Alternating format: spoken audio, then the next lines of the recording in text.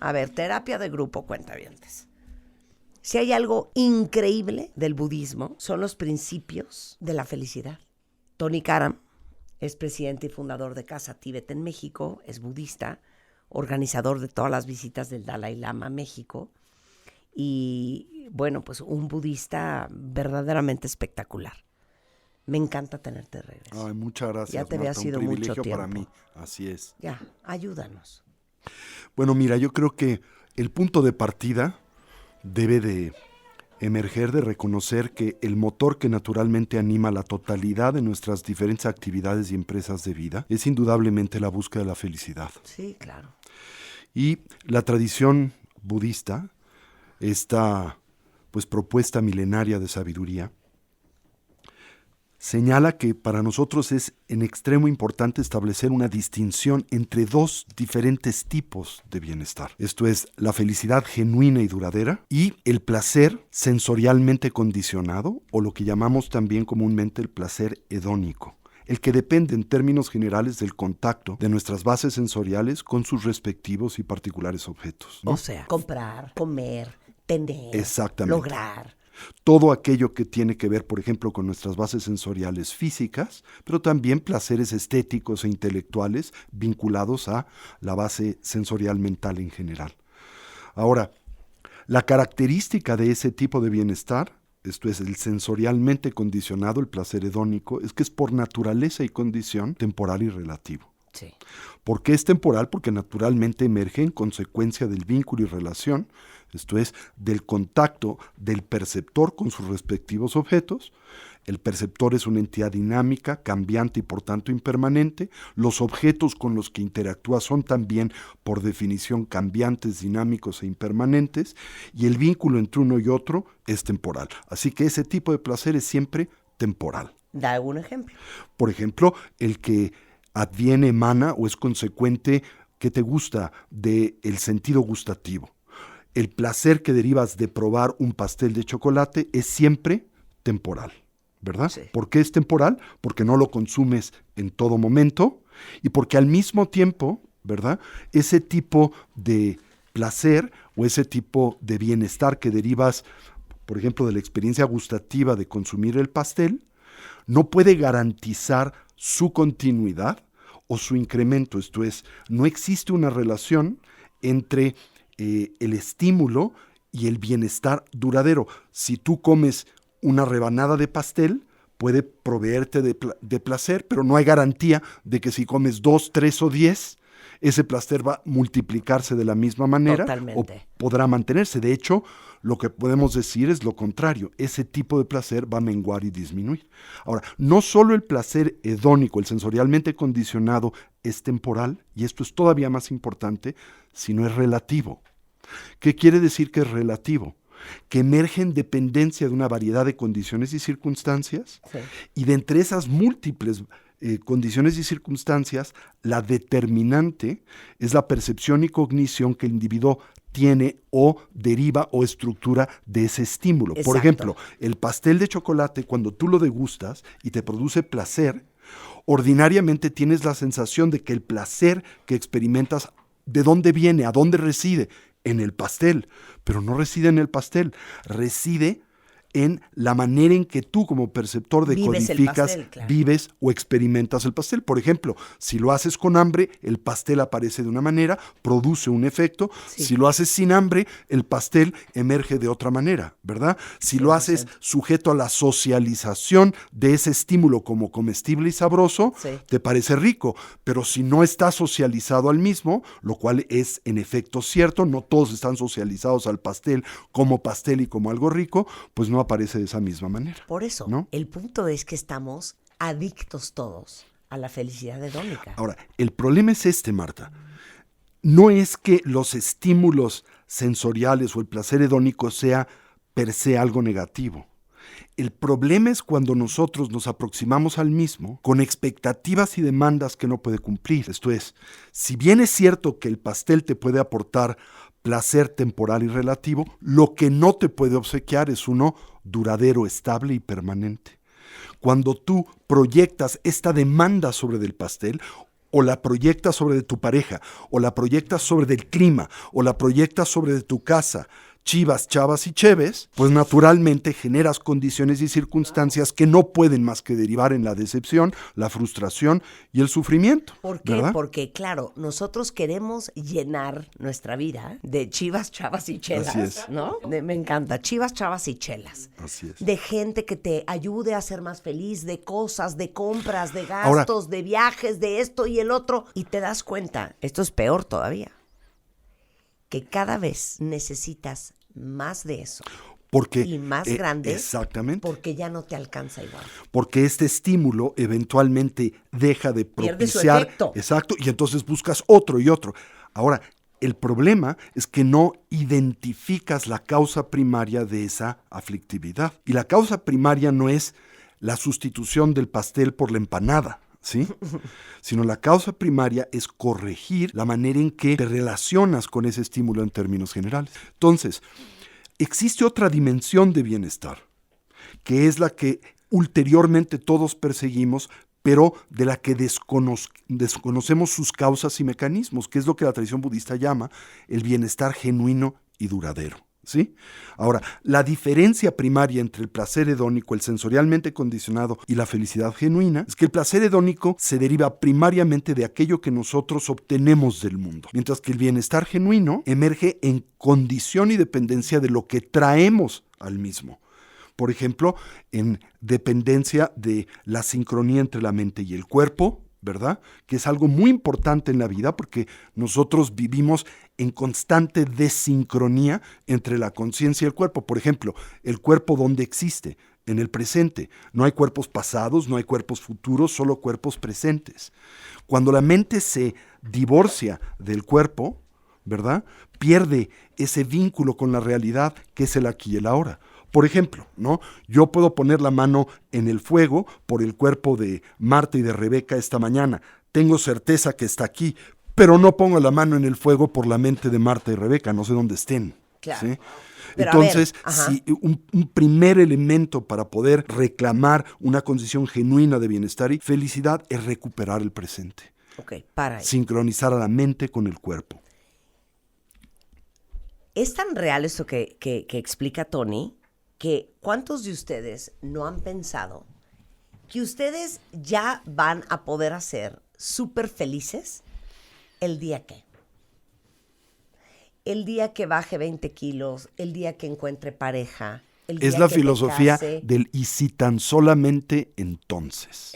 Claro. Y si tan solamente tuviera un yate, sería feliz. Y si tan solo me deshiciera de mi suegra, dejaría de sufrir.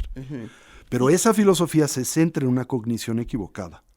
Claro, pero nosotros somos fieles Así creyentes es. de que yo si tuviera más lana, si tuviera pareja, si ya me pudiera embarazar, si mis hijos se portaran mejor, si me divorciara, si tuviera un mejor trabajo, si bajara de peso, si pudiera comprar más, si pudiera... Si tan solo pudiera, ese día que pase eso, voy a ser feliz. Y para los que ya les pasó, te das cuenta que te dura días la gracia y regresas a tu En estado efecto. original. Por eso, dentro del contexto de la propuesta de esta milenaria tradición de sabiduría que es el Buddha-dharma o el budismo, se dice que el primer elemento, el principio elemental del que depende el cultivo del bienestar genuino y duradero, es el desarrollo de una comprensión correcta. ¿Y qué queremos decir y qué entendemos por la misma? Bueno, punto de partida, un enorme descubrimiento. Y ese descubrimiento tiene que ver con el hecho de que esa condición que todos aspiramos a actualizar, naturalmente adviene de causas y condiciones.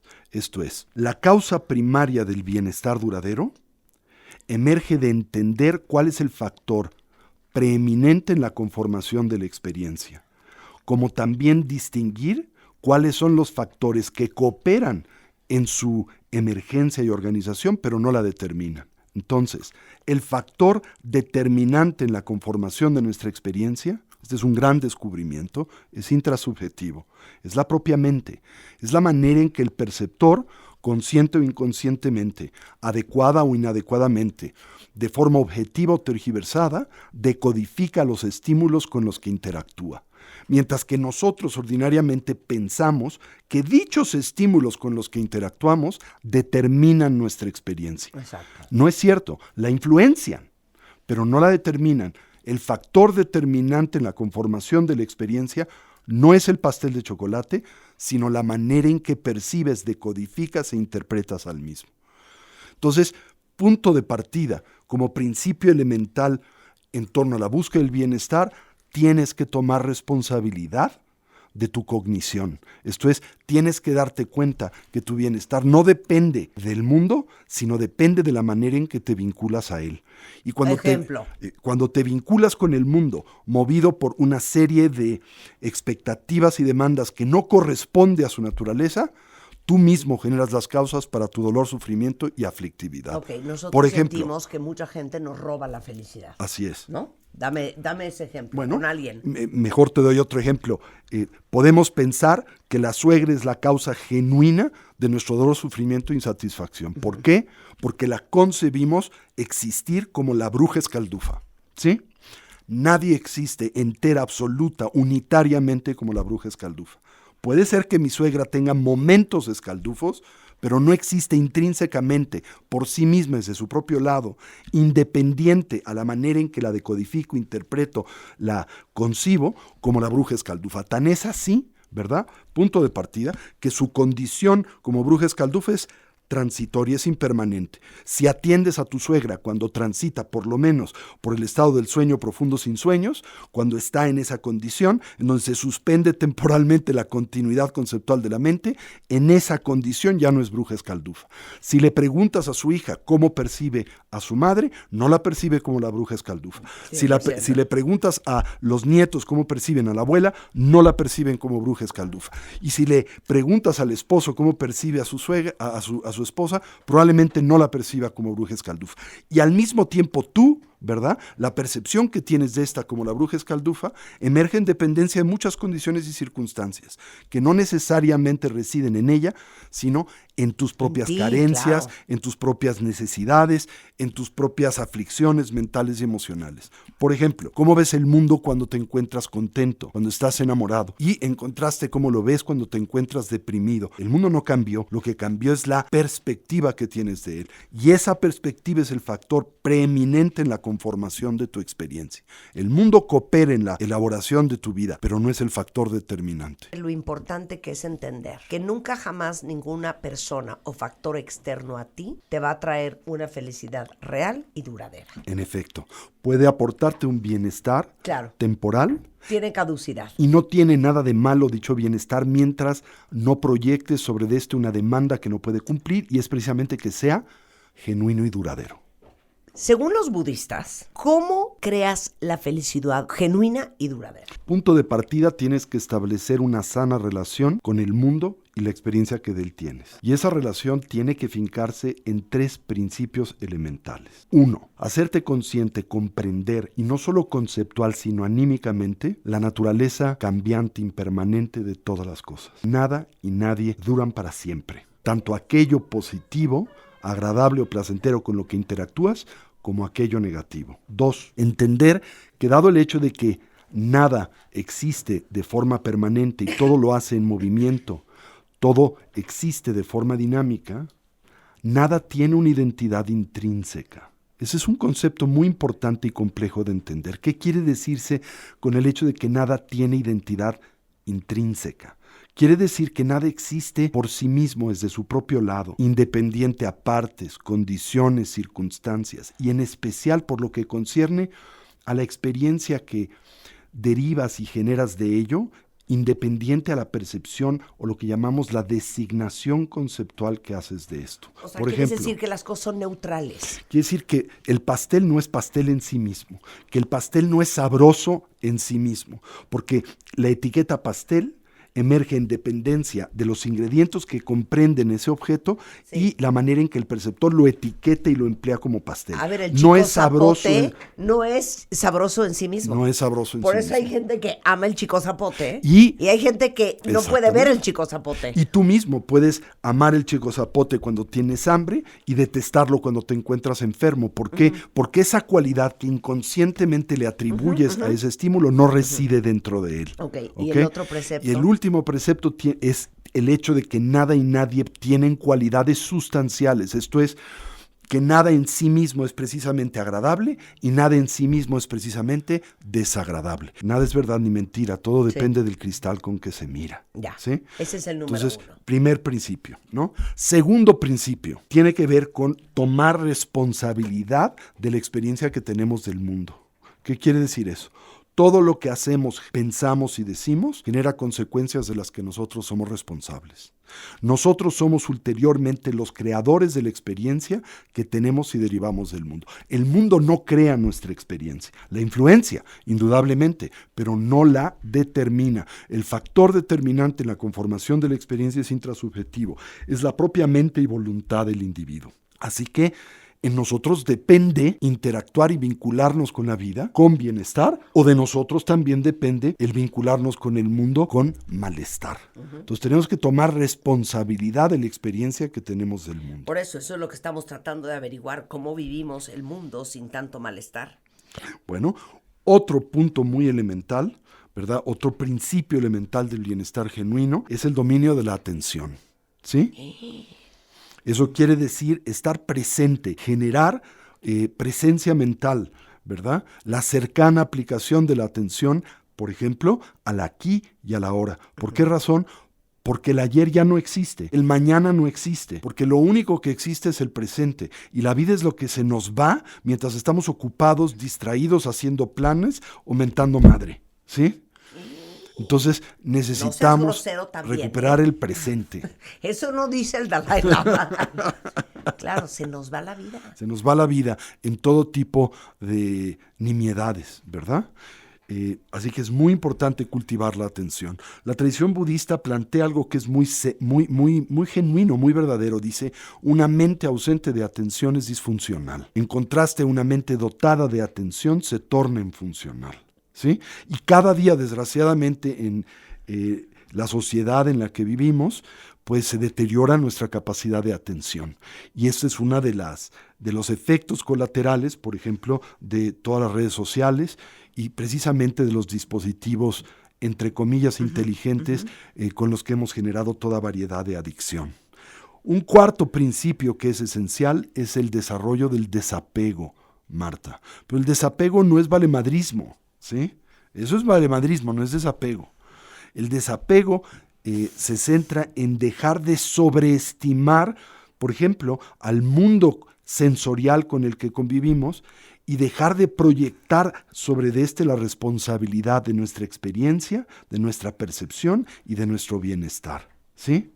Entonces, entender simultáneamente que si hay un elemento de sabiduría fundamental que tenemos que cultivar en la vida, casi me atrevo a decir que esto es lo que a la vida venimos a aprender a hacer, es a soltar. ¿Y por qué tenemos que aprender a soltar? Porque todo pasa y nada es permanente. Venimos al mundo sin nada, nos vamos a ir del mundo con nada. Claro, pero si ¿sí? tú eres una persona que no maneja, ahora sí que el cambio bien. Así es. You don't handle change well. Así porque habemos personas que no manejamos bien el cambio. Que no pueden ni cambiar del modelo de celular, ni el modelo de coche. Ni la orientación del florero en la mesa de la casa. La gente que le cuesta mucho el cambio, esto es un horror, Tony. Bueno, pero como decía uno de mis maestros tibetanos, si crees que la sabiduría es onerosa, prueba la ignorancia, corazón. O sea, si crees que esto te cuesta trabajo, prueba la opción contraria, ¿no? Es infinitamente más detrimental y mucho más aflictiva, ¿no?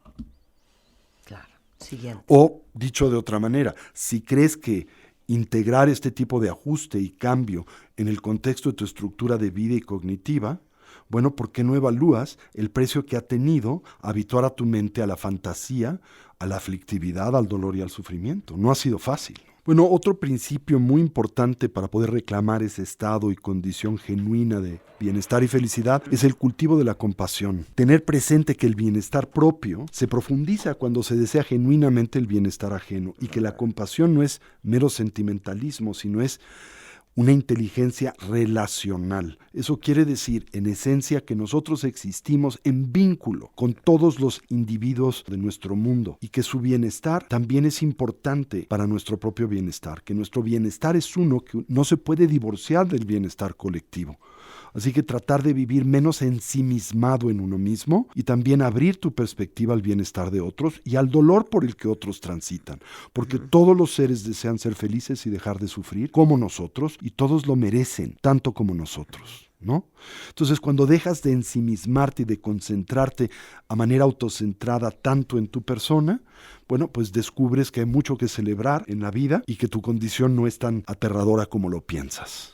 Eso es importante. Esto que sigue es una de mis obsesiones. Disciplina mental. Así Explica eso, Tony.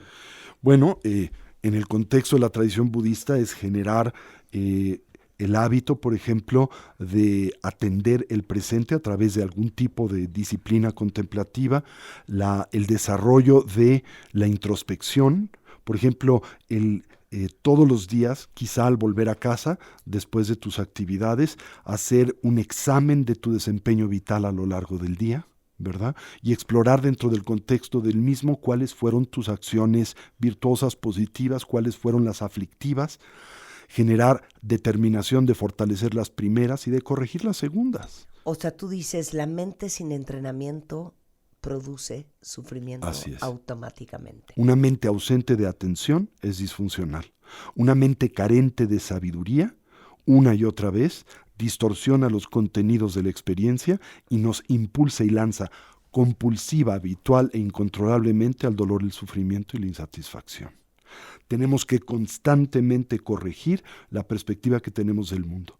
Tener presente que todo lo que percibimos como permanente es impermanente. Todo lo que percibimos como independiente es dependiente. Todo lo que percibimos como unitario es compuesto. Todo a lo que le atribuimos una identidad intrínseca tiene tan solo una identidad temporal y relativa. Todo aquello a lo que proyectamos cualidades sustanciales positivas, negativas y neutras, no las tiene, porque esas cualidades son relacionales, emergen en dependencia, no del contacto de nuestros sentidos con sus objetos, sino de la manera en que la percepción del individuo les interpreta. Así que cada vez, queridos radioescuchas, que sean sujetos a estas distorsiones, háganse conscientes de ellas y también intenten corregirlas. Cualquiera de ustedes cuentavientes que están escuchando, están apáticos o mentando madres el día de hoy, ¿qué les dirías? Que ese estado y condición también pasará. Mañana será otro día y muy probablemente no te sientas así. No te aferres, ni te identifiques con ese sentimiento. No es lo mismo tener un sentimiento, hacerte el sentimiento por el que transitas. No experimentes esta distorsión cognitiva que es la fusión perceptual. Tienes sentimientos, no eres los sentimientos que tienes. Por ejemplo, intenta hacerte consciente. Tengo tristeza, pero no soy la tristeza por la que transito. Claro. Y esa tristeza por la que transito, ¿de qué manera existe? Pues de la misma forma que cualquier otra experiencia y emoción. Es transitoria, es impermanente. Hoy estoy triste, pero mañana probablemente no lo estaré. Mañana será otro día. En Casa Tibet en México, del cual es presidente y fundador Tony, siempre hay clases, Tony. Siempre, permanentemente tenemos un maravilloso programa de estudios budistas, uno de los mejores del mundo. Los invitamos a visitarnos en nuestra sede en la colonia Roma, en la calle de Orizaba 93, entre Tabasco y Colima. Visitarnos en nuestras redes sociales, Casa Tibet México, en nuestra página web, casatibet.org.mx, hablarnos por teléfono 55 11 0802, 55 14 7763. Y bueno, pues exponerse a esta milenaria tradición de sabiduría que tiene por objetivo el enseñarnos a ser felices. Claro.